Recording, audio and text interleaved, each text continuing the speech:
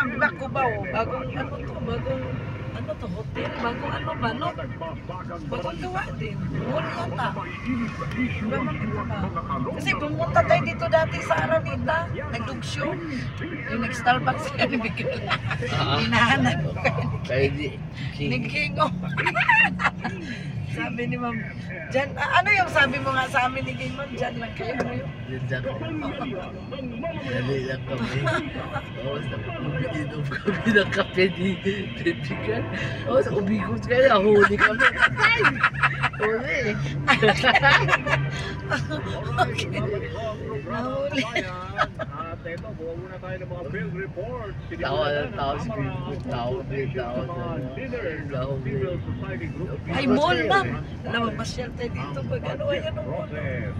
Narito ang balitang Ito, kumpirmado, mall. sigurado mula sa kamera, ating ni Radyo Patrol, Pamela Marquez, go!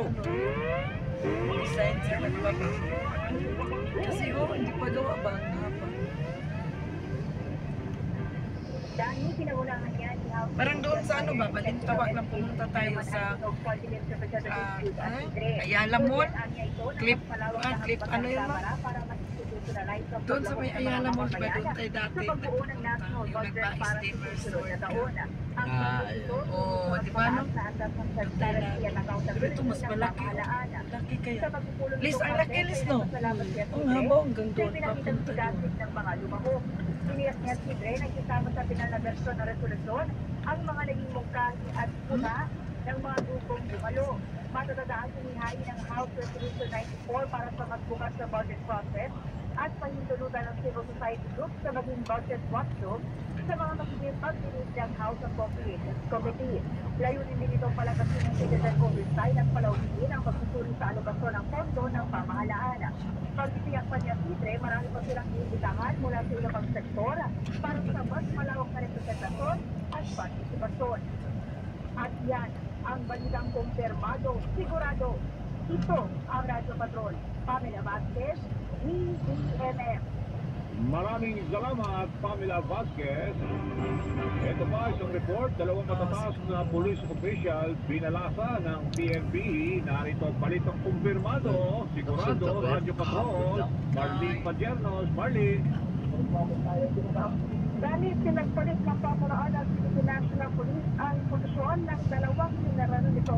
Pati Kung isang baba ka, bigay ka ng tubig sa mga aso sa simula ngayong araw, inilis si Lieutenant General Jose Malasio Baptista Jr. bilang Deputy Chief Uy, for ganda ng Administration na ikalawang sa pinakamataas na Gani, dito man tayo na siya. para magsipihan bilang bagong area police commander ng Hindi man di man nag-anos doon, di man dumikit o yun. wala pang Pwede ko nindo, I'll go naman.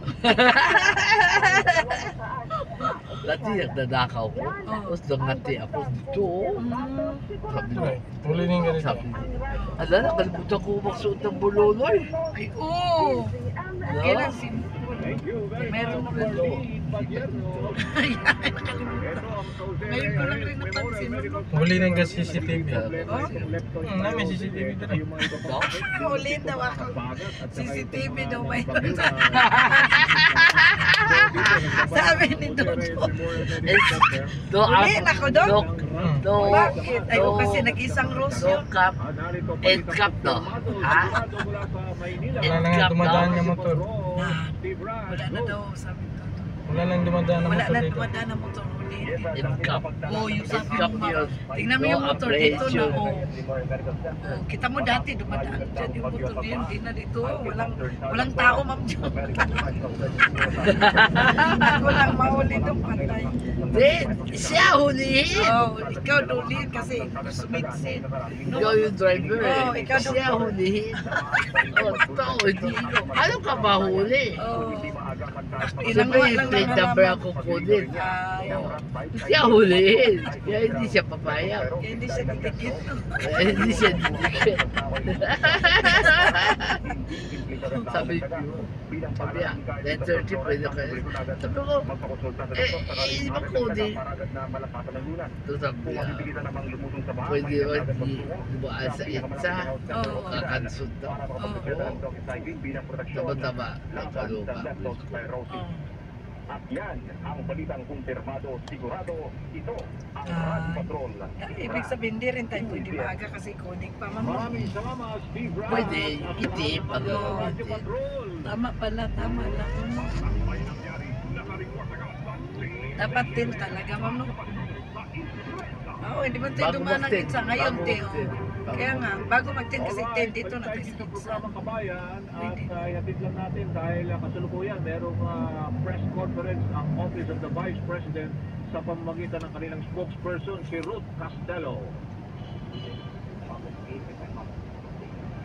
Let me verify that information. We'll get back to you on that one. Thank you. But is she in the Philippines now?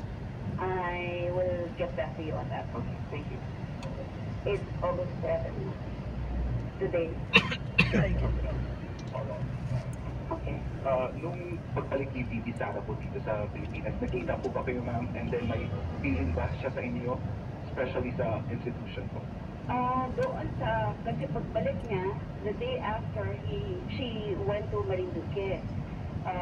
Papunta ako rin dapat nakaschedule and some members of the team from Manila na papunta dapat sa Marinduque. But hindi kami natuloy kasi sa Rorok malakas daw yung ako. So it was not safe for us. Hindi kami nakapunta. But we were supposed to be with her for the 3-day activity in Marinduque. Same pa rin. Pareho ng bilin niya before, pareho rin ang bilin niya ngayon. Wala na siya sabi si Dami, kay wala. Wala. Wala na magkailan. Kasi may ang mangyayari kaya, sabi niya, Ang anak niya. Okay, for today, Kaya anak natin, tama. may mangyayari. Kaya Sila sila bahala. hindi na wala tayong ano, no? okay. Sige, we'll get back to you on Tayo, that before we end this tayo gusto conference. natin Please tumawag follow na lang. Ibas ka. Okay. Mobile isip niya, negative, Who knows? She can just be right in the office. pessimistic, looking at the darker side of life. Ganit sa'yo. Alam niya, Okay, sige, ikaw we'll bang give you an ano, answer later. After we ganit sa'yo. confirm. Ganit sa'yo.